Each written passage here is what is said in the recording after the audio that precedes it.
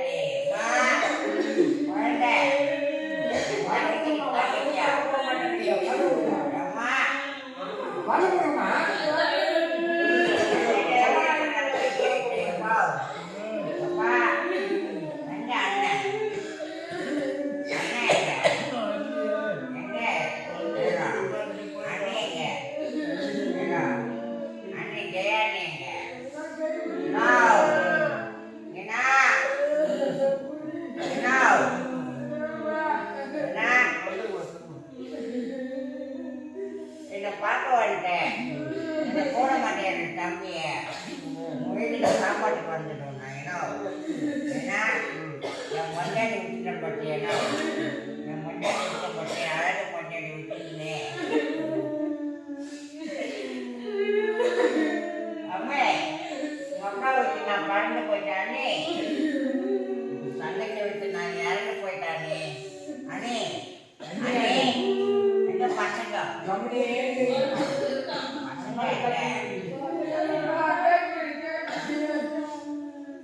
என் செல்ல பிள்ளைங்க இருக்கும்போது எனக்கு என்ன கவலை சந்தோஷமா நான் வாழ்ந்துட்டேன் என் கூட 12 வருஷம் வாழ்ந்துட்டேன்னா என் வாழ்க்கையில கிட்டி இல்லைன்னா பரவாயில்ல என் பண்ண நல்லா போகணும்னு நினைச்சேன் கல்பனா கல்பனா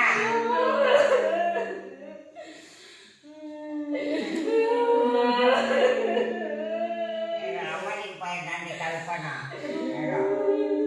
நீ நான் சண்டை போட்டனாலா எந்த நிலைமை இல்லாத கல்வியில் ஆளாக்கினேன்